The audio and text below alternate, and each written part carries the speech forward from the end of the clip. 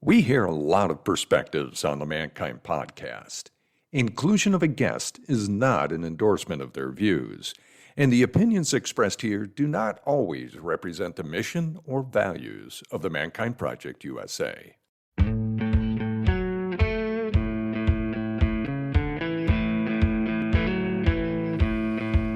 Looks like the rain has gone. Hey everybody, it's Boysen Hodgson with the Mankind Podcast. I've spent a lot of my life believing that being free meant being without responsibilities, right? Admittedly, super childish. And the older I get, the more clear it becomes to me that there is a dialogue running in my brain all the time between this adult me, this conscious me, this awake me, and versions of me that are 2 or 5 or 11 years old. And man, that me does not want responsibility. And I don't think I'm unique, seeing the world as a place where I get to choose whatever I want, damn the consequences.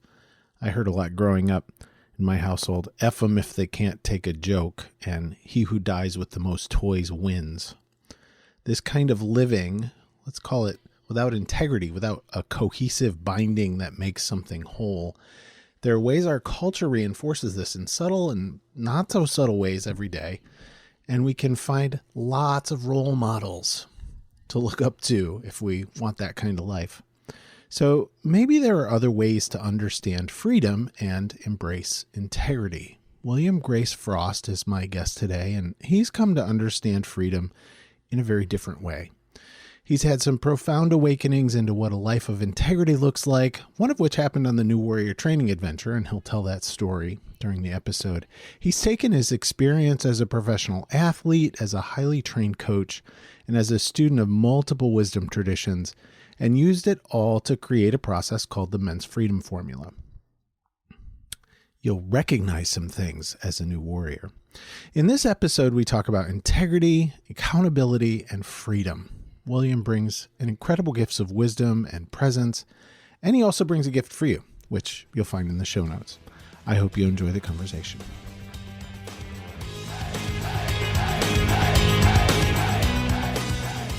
Hey everybody, it's Boysen Hodgson on the Mankind Podcast.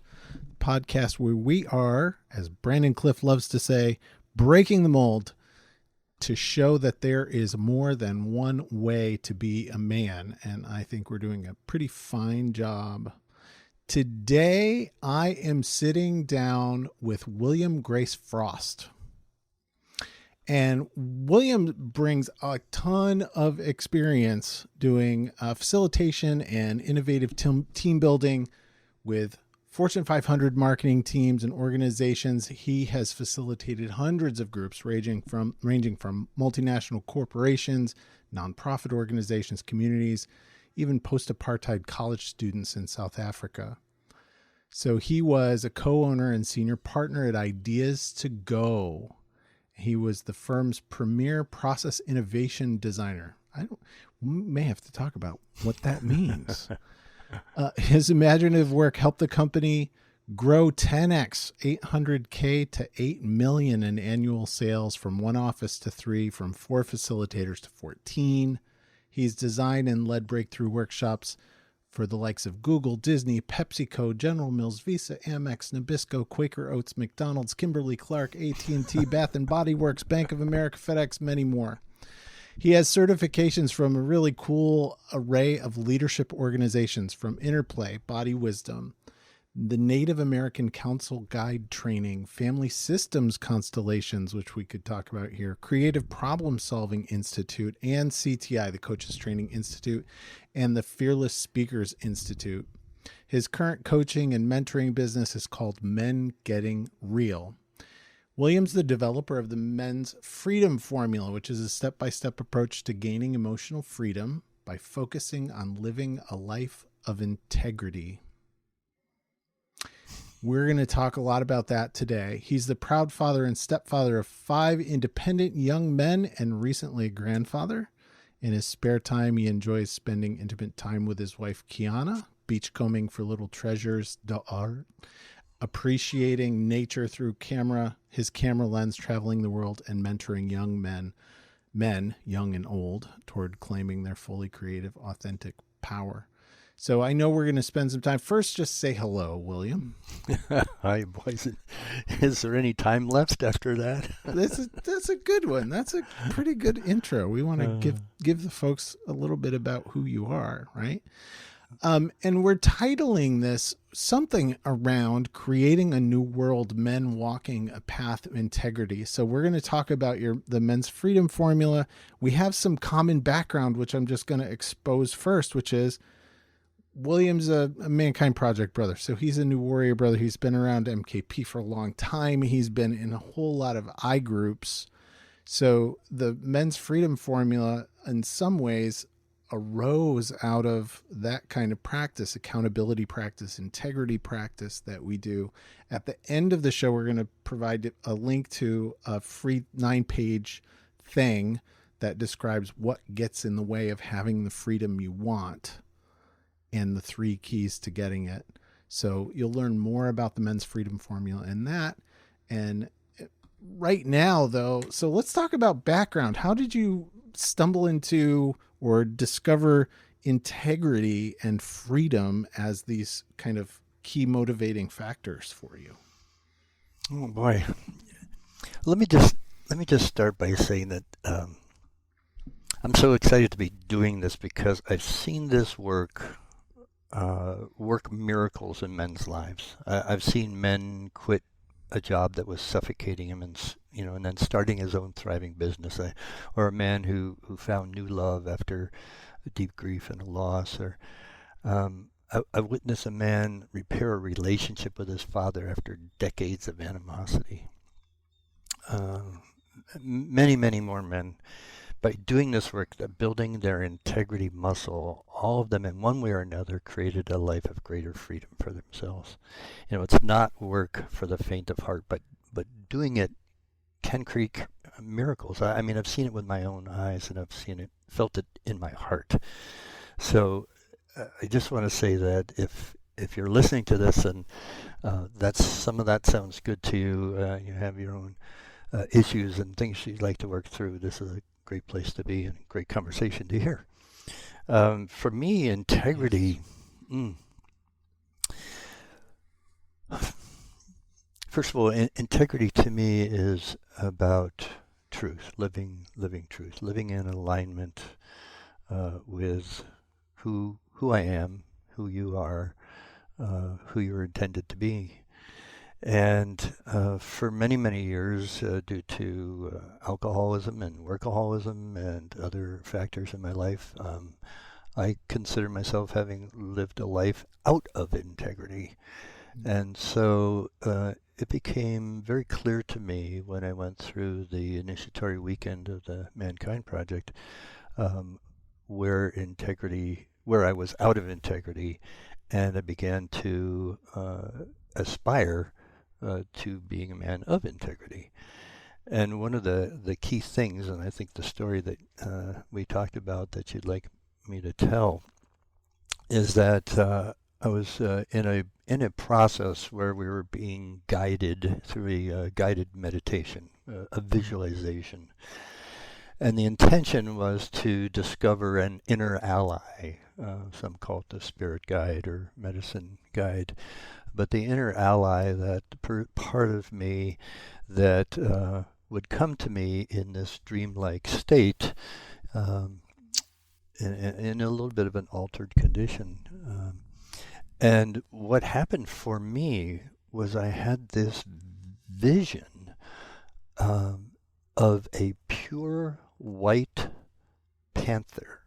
Not a black panther, not a mountain lion or a tan or yellow cat. This thing was pure white, pure as the driven snow. And it was walking very regally, very,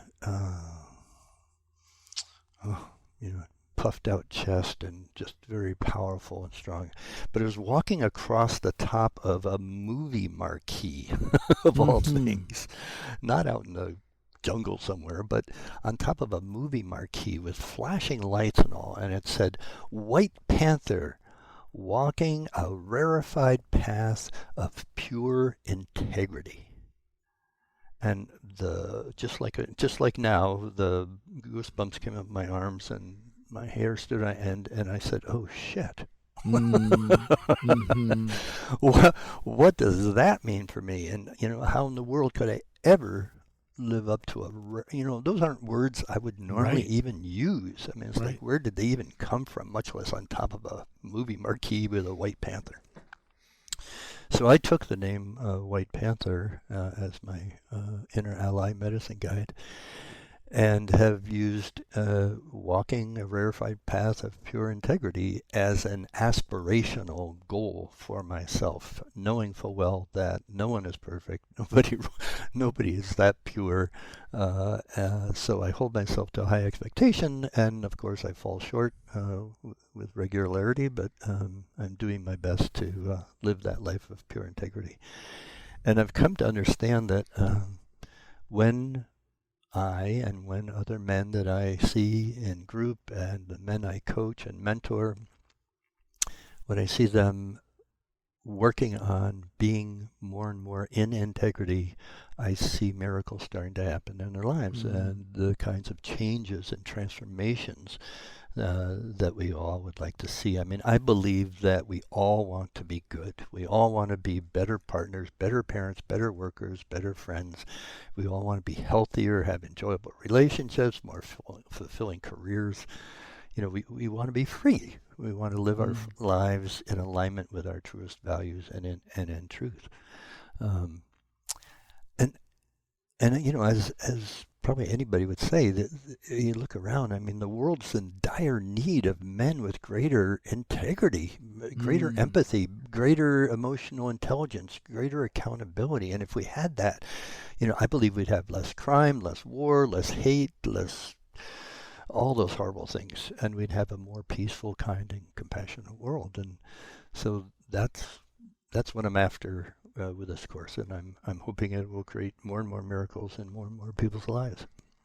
So thank you for that. Thank you for the story, and let's go backwards a little bit, because I know that feels true to me also. You went through the weekend. You went through the New Warrior Training in 2007. Is that right?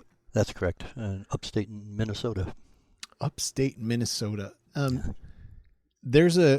Yes, that's true for me as well. My hand is raised when we start talking about I was living a life that didn't feel like a life with a whole lot of integrity. And I can't say that I had ever really considered that, right? Sitting there on the carpet at 32 years old, I don't know that I had ever thought about what does it mean to live a life of integrity or a life of accountability.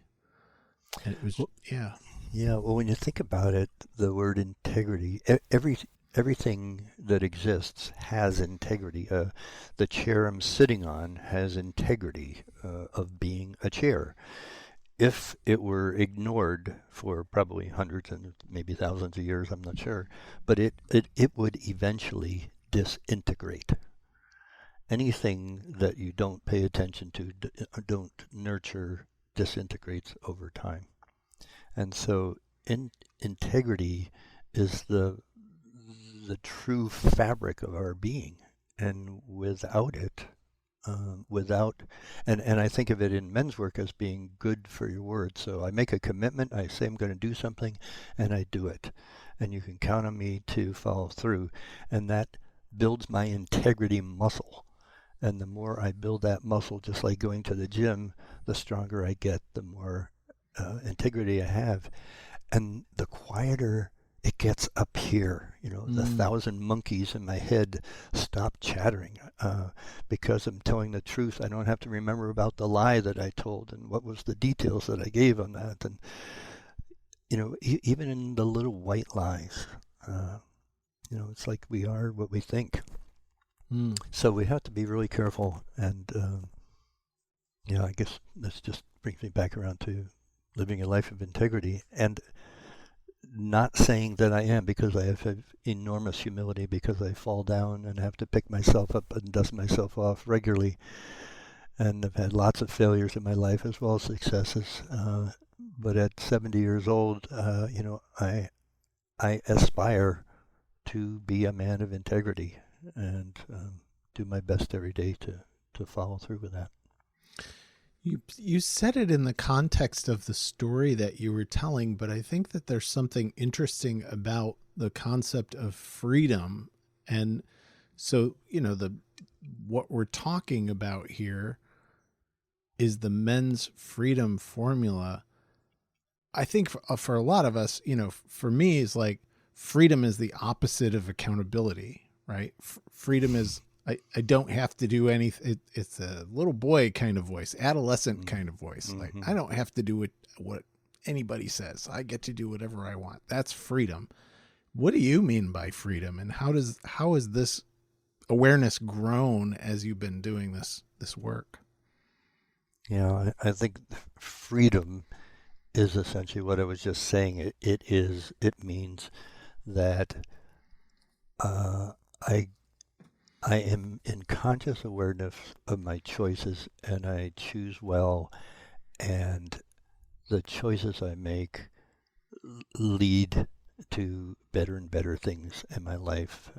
I used to make horrible choices, and it's caused me all kinds of pain and discomfort in my life and in the lives of others.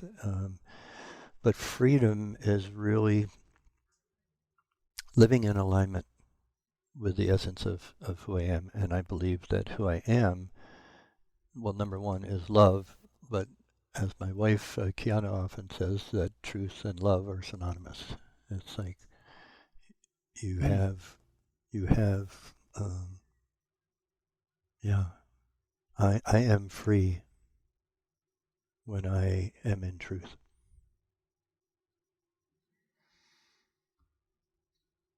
I am free when I am in truth. Thank you.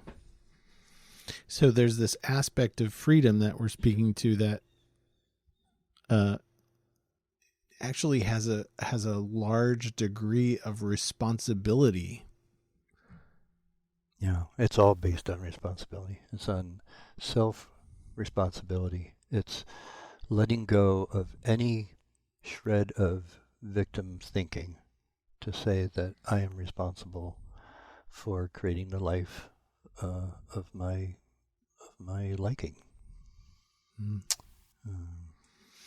Yeah. So let's go back. In our conversation before, one of the things that we kind of outed is that you've jumped around a bit in your Mankind Project experience, sitting in men's groups and what we call integration groups of guys who have gone through the New Warrior Training Adventure. And as you've grown in your facilitation, something that you noticed over and over again was kind of leading you into creating the men's freedom formula, how powerful the accountability process is. Yeah. And then some of the gaps that you started to see in that accountability process. So first, let's talk about the kind of accountability process and then lead that into the men's freedom. Yeah, sure. So any man who's sat in a group knows that one of the processes is we call it self-accountability to start with in one of the warrior aspects of the warrior archetype is what I think of as telling on yourself. I made a commitment or I made a stretch and I didn't do it, and I raised my hand to say I didn't do it and I'm out of accountability. And then there's a process that gets facilitated without shame to help bring the man back into a sense of accountability or integrity. What I noticed over time, because I've sat in groups in 4 or 5 different states, was that it helped the man in the moment get back into accountability with the group. But it didn't change behavior. Over time, often you'd see the same man doing the same thing over and over again, whether it was coming late or forgetting to pay his dues or making a commitment and not keeping it, or coming in with excuses why he couldn't, do it on time or do it enough or what have you. And it occurred to me that we weren't really getting at that place of transformation. Now, in the warrior rounds, as they call it, the goal isn't technically transformation. Right. But what I was looking at was how could we use this process? Because I think it's a really powerful process, the accountability one. But with some tweaks and some modifications, some strengthenings of different things, could be turned into a very, very transformative process. And that's the course that I created. The formula, if you will, is that accountability process taken and modified significantly. So one of the major differences is that we look at the impact that the behavior has on self, on someone else in the group, and then maybe someone else close to the man. And feeling that impact is a big part of why a man can make a change and come back into integrity, because he actually has an opportunity to feel what the consequences have been. If you have no consequences, there's no reason to change. Yeah, good. So in that process, they look at the behavior. Let's say a man came in 10 minutes late.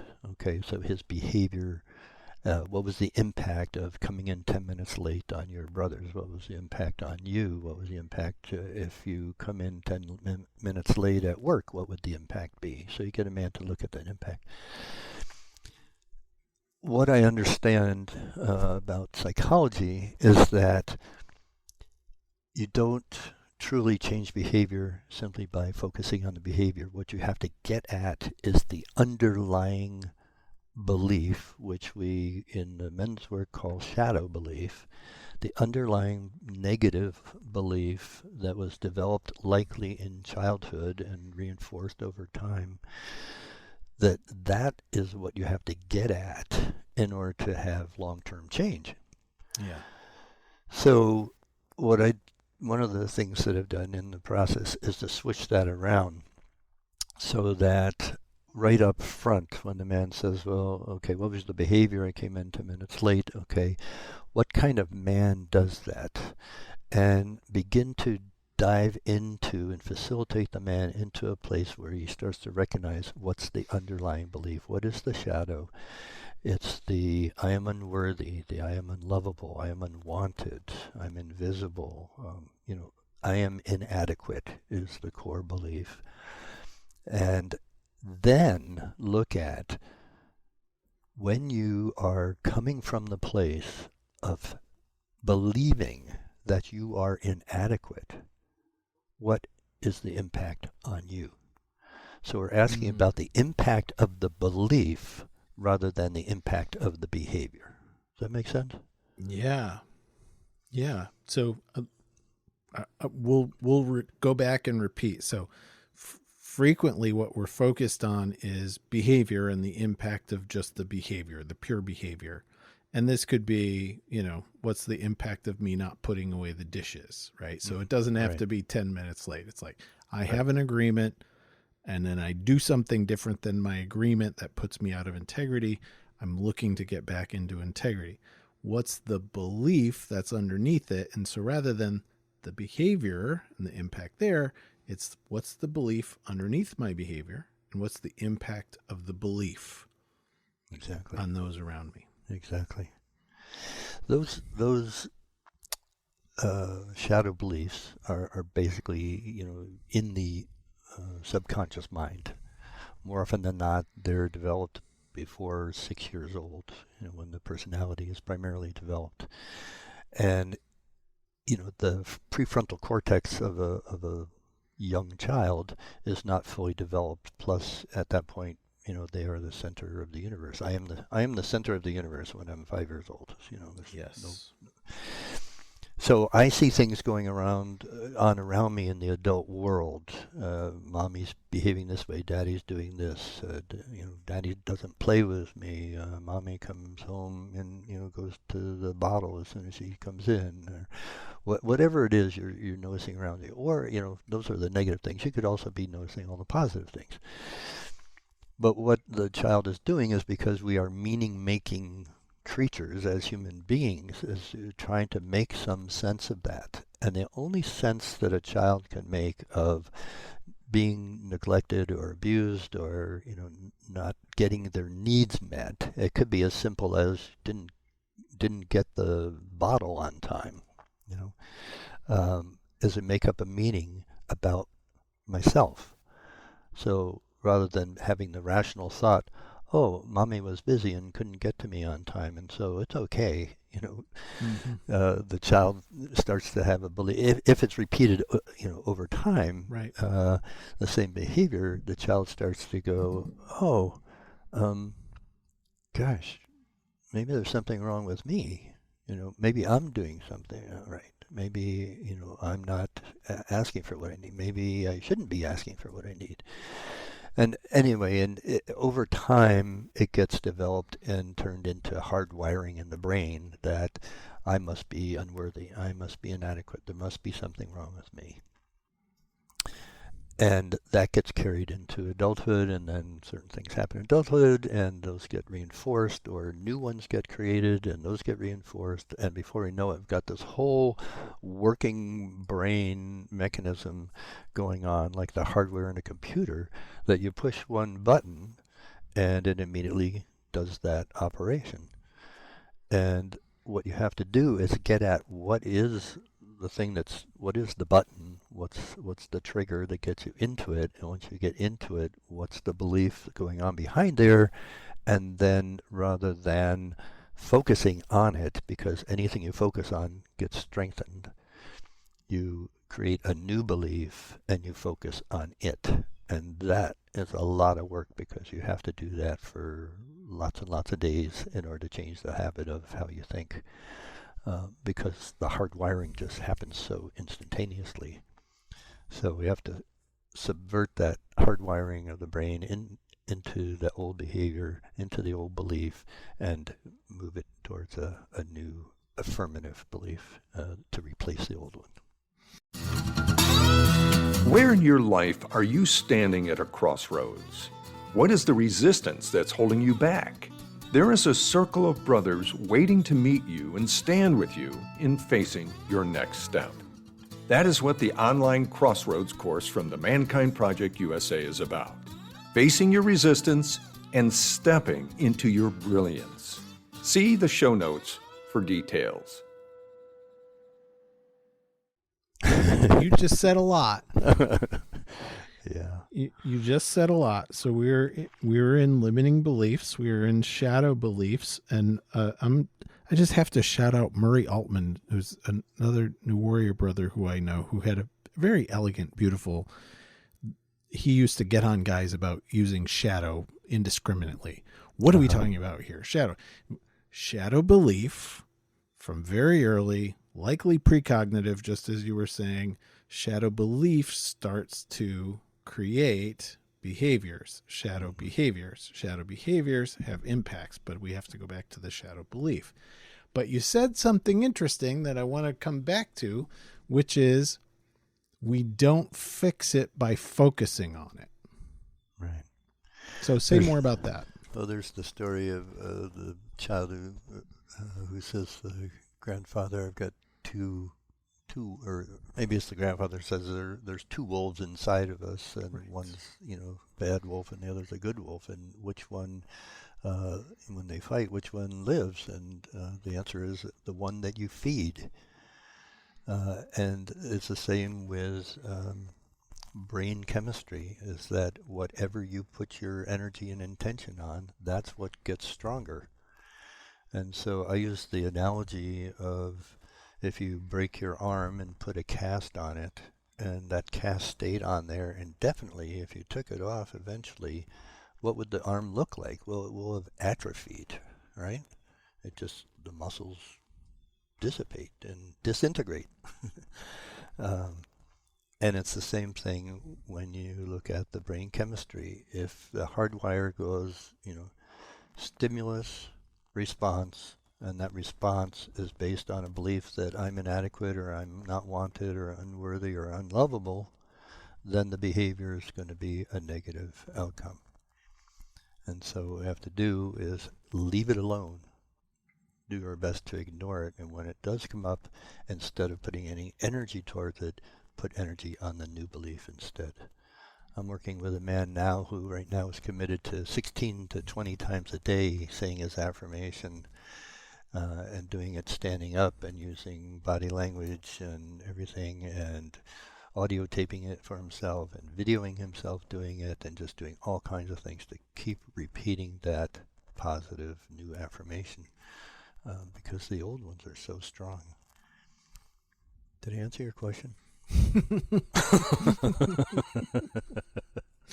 The old ones are so strong, and so focusing on, and well, so what's an example? So you don't want to focus on the behavior, because Right.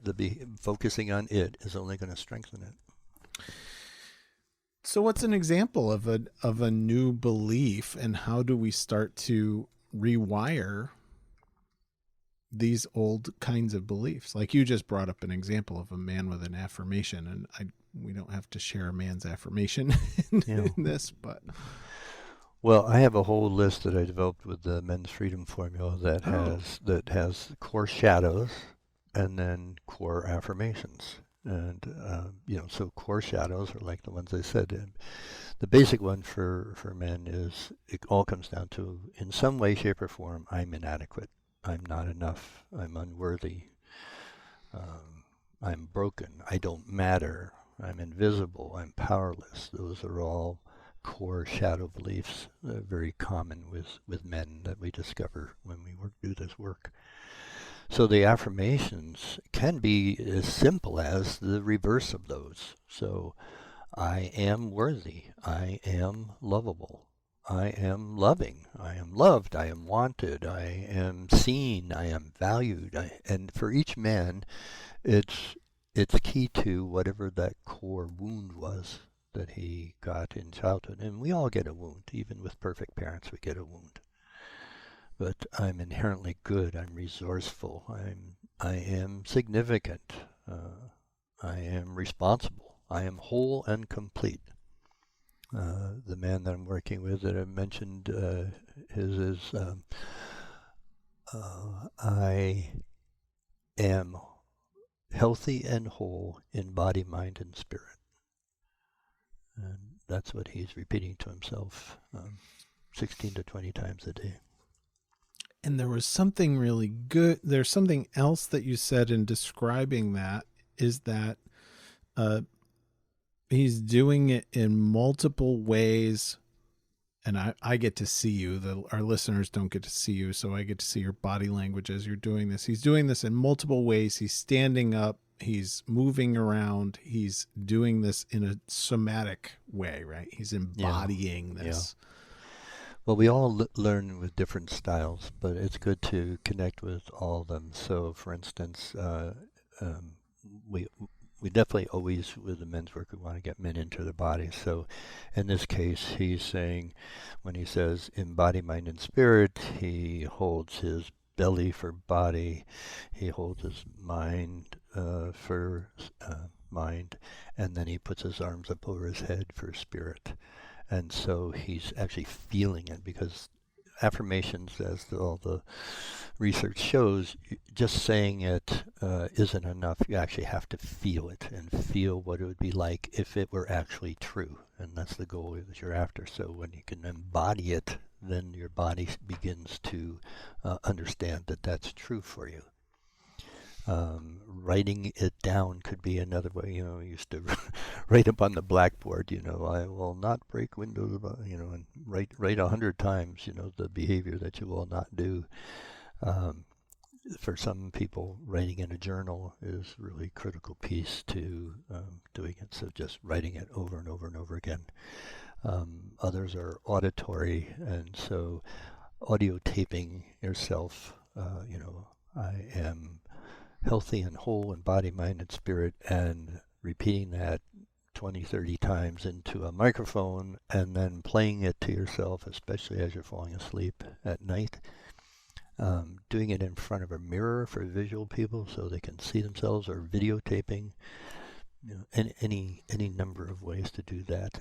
And one of the most important things that I point out too is that what we do in our MKP work and I groups And what I expect people to do with the course as well is to share it with someone else who can help hold them accountable. So accountability and someone else outside yourself helping do that. So you tell your spouse, you tell your business partner, whoever it might be, you say, here's what I'm doing, here's what I'm trying to get to, here's the affirmation, and it'd be great if, each time I do it, I could just text you and let you know that, I've done that. Would that be okay? And so knowing that someone else is tracking you is a big piece of learning a new affirmation. Two things come up. First, why do you think, like you said, in our men's work and Mankind Project and every other men's work organization that I know about, one of the key components ends up being embodied practice. Why do you think that's important for men? Well, it's important for human beings, but the way I have heard it said is that the body doesn't lie. Only your brain can make up untruths. So if you can get a man number one, into his body, if you're talking about developing a new belief, you could get the body to believe it, the cellular knowing, the brain and every little cell of your body to accept that knowing, then you own it. It's yours. And it is you.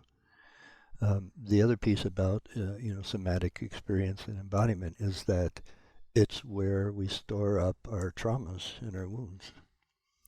And so accessing those through movement, through voice, through vocalization, and through recapitulation of a scene, doing a role plays, anything that gets a man out of his head and into his body. One of my teachers always said the longest journey is the 12 inches from his head to his heart, and I firmly believe that. And I see it time and time again when a man gets facilitated in a process and all he does is talk about it, and he might get a little piece of it at the end of the process, but the impact comes from him actually doing that embodied work. Saying I'm angry versus getting on your knees on the floor with a plastic bat and pounding the floor and yelling and screaming I'm angry, two very different outcomes. In the one, the man feels better because he's gotten the anger out of his head and out of his voice, but the man who's embodied that anger often will discover deep grief underneath. Great. That's thank you. Or the hurt or whatever the underlying core is, because anger is a secondary emotion, as we know, and it gets on top of things, and so we want to get what's underneath that, and when we get down there, we find the hurt, the grief, and we find the unmet childhood needs. Often is what I call it. Great. That was a little time travel piece that you just did there. I'm glad that you did that exactly. Underneath the anger, you get back to some more core emotions. Underneath those core emotions, you've discovered these beliefs, and these beliefs are often pre-verbal childhood, connected to trauma, connected to old stuff. That's beautiful. Thank you. Yeah, it's really true for me. Even today, with all the work I've done in 30 or more years of this kind of work, I still get stuck in my primary relationship with my wife where a certain trigger happens and a part of me freezes and I go pre-verbal. And I can't find my voice in that moment and have to do a lot of work, and sometimes it'll take me days or, time to get back to what it was that was going on in there. And it just tells me that, I had a very pre-verbal trauma that takes me back to. And so in that moment, I'm not in my head. I'm totally in my body. Actually, at that point, I'm out of my body. Mm-hmm. And so one of the things that helps is to stand up and do something physical to get back into my body. Thank you.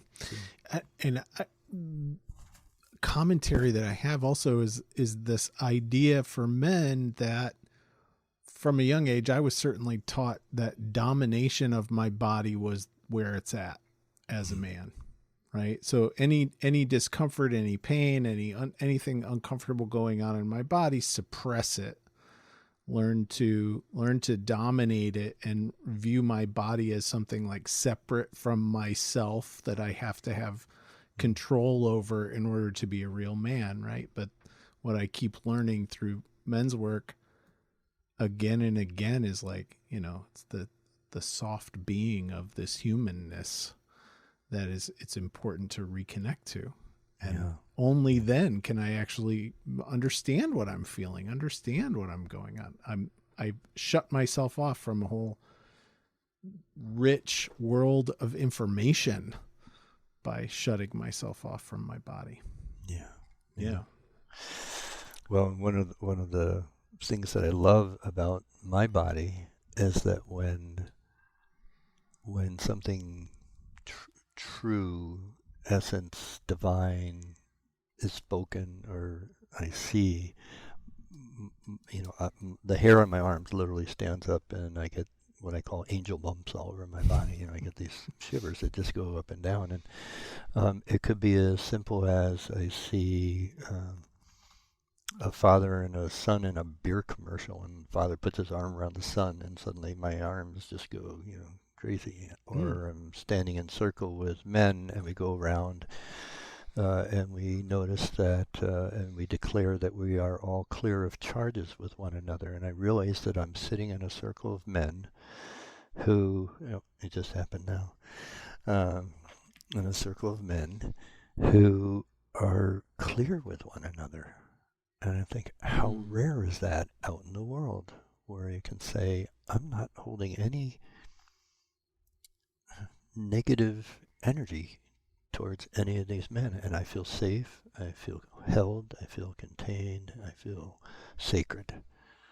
And the hair in my arms goes up and angel bumps go over my body, and I just go, I say, thank you, thank you for this body that tells me when something so good and so true is present. And to listeners out there, right, if that scares you somehow, if the idea of that, because like, who would have thought, right? Would you have thought 2007, would you have thought in 1990 that you would have the experience of, you just used the word sacred experience, just standing in a circle of men, right? So if there's something out there, listener, that all of you, that scares you about being in a sacred container with men or women or any people, feeling clear, there's a word that we don't hear too much in our society. Yeah, it's really special. I just, so that men understand who are listening, that I was brought up very athletic. I was a professional soccer player, through college, playing high level athletics, and every other season I played something else, and so I was constantly using my body and depending on my body to perform in certain ways. And when I ignored the ankle injury or the knee pain or the shoulder ache or whatever for any amount of time, the impact long term, I'm sitting in a 70-year-old body that has aches and pains and arthritis and, neuropathy in my feet and, on and on. And a lot of that, I believe, is because I did deny and ignore, what my body was telling me at those different times of my life. For me, I couldn't have become an alcoholic at the time I did if I had paid attention to my body that, threw up violently the first time. I got drunk, I would go, oh, that doesn't work, so maybe I shouldn't do that. But instead, I just kept going. So there's so many different instances, at work, where, somebody says something at work and I feel heat up the back of my neck or my ears get hot and I feel a lump in my throat and I go, boy, there's something really off here. And if I don't say something about it, I suffer for it, in the future. I've swallowed, my truth. And as men, we're taught to do that. We are, yes, we are taught to swallow, and we are also taught to overreact, right? To use the secondary emotions of anger or violence or rage or whatever it is however that is that comes up, shaming other people to cover over what the truth of the experience that's actually happening for us. Exactly. Yeah.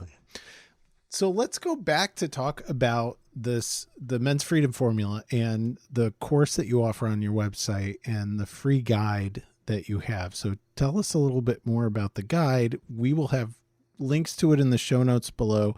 May also have some imagery in the show notes below just to illustrate a couple of things from the guide, but tell us more about that. Well, the process really is about looking at all different aspects of your life and looking at where you might be out of integrity, not as a way to beat yourself up or to, feel bad about yourself, but as a starting point. You have to have an entry port, a portal into integrity. I'm sure there are lots of other portals, there's dream portal and there's, creativity portal and such. In this case, we're using integrity as a portal to freedom. So, you're looking at where have I told a little white lie? Where have I not revealed my true feelings? Where have I not followed through on my promises or commitments or haven't kept my word or because I held back or swallowed, as we just said, because I think, oh, they won't understand or I might hurt their feelings, all those things that we tell ourselves. Breaking a rule. I mean, every time, I speed on the highway, I go, oh yeah, I'm out of integrity right now. I'm going over the speed limit. When I got my driver's license, I agreed to stay on my side of the white line and follow the speed limit and stop at stop signs. And, and there's a part of me that tries to get away with, maybe the rolling stop or the driving too fast. Those are all places, you could say, well, you're out of integrity or I'm out of integrity. So the first is a deep dive into looking at all those places, list them all, and then picking one to take through the process. And then come back and you can do it multiple times. And of course, if you're really working it, you would do it regularly. So after doing that, then the process takes you into identifying what are the shadow beliefs underneath that behavior. So what is it about me that thinks I can drive too fast? Well, there's I can get away with it. What kind of man can get away with things or thinks he can? Oh, an arrogant man. Oh, there's arrogance. What kind of man is that? It's superior thinking. It's like, what's under superiority? Oh yeah, inferiority. It's like the bully is the one who is most inferior in his own thinking and in his own mind. So we use that process to get underneath, find the shadow belief, and then one of the things we do is take the time to, because the shadow belief started early on typically, or at some point where it was very likely necessary in order to make sense of the world, to feel loved, to feel valued, to feel safe. So there's a process in there where we actually take the time to thank the shadow belief for the gifts of safety and feeling loved and all that, rather than just simply tossing it out and saying, get out of here, we don't want you anymore. You have to actually embrace it and say, thank you. Show gratitude, offer gratitude for the shadow, reap the benefits, and what I call harvest the benefits. And what did I learn from that? And then take that into the new affirmation, which counteracts the old belief, and then do all the different things it takes that we talked about to strengthen that belief and to practice it and practice. So that's the process in a nutshell. So I do that one-on-one with men, I do that in groups, and then I have developed this video course. And men can access that simply by going to mensfreedomformula.com. It's just like it sounds, mensfreedomformula.com. And there's a place to put in your name and your email, and you hit a button and you get sent the 9-page e-guide, which talks about what we've been talking about today and gives some examples of what to do about it in a broad sense. And then it also gives access to the video course and other offers as well. Lovely. Thank you very much. So we'll put a link down to the mensfreedomformula.com in the show notes. You can find out more about William Grace Frost and the work that he's doing over on his website. And let's see, what's our final question for today? I don't have our final question. What's the last thing how about this? So what's your invitation to any person who is feeling that, whatever it is inside their body that's saying, oh, what would it be like to feel freedom and integrity? What's the invitation that you have?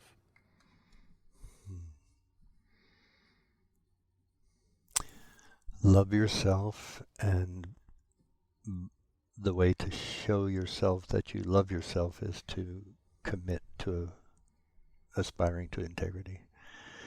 You know, we all have these, we buy a gym membership or we do a New Year's resolution, and, we're all excited about it, and it lasts for, a week, a month, 3 months maybe, and then it tails off and you forget about it, and it doesn't have any lasting impact. In order for any of those things, you have to find, there's a TED Talk about grit. Grit is important, and I think of that as courage and fortitude, persistence, tenacity. It's all rolled up and balled up into grit, and you have to find your grit to say, I'm worth it. I love myself enough to do this work. I love my family enough to do this work. I am worth it. And of course, if you have the shadow belief that I'm unworthy, then you've got to work. Then you've got your work to do to get yourself there. But it's I see miracle after miracle with men who I never dreamed, could do this kind of thing, and I never dreamed that I could. But we all can. Beautiful. Great. Yeah. So listeners, if you believe you're unworthy of love, that's a lie. Yeah. It's just a story that a child made up, years and years and years ago. And it's like Ernie Larson, who was a guy, a codependency counselor back in the 70s, 80s, but he would reach up to his forehead and open up this like imaginary little door in his forehead, and he says, "Who's driving the bus?"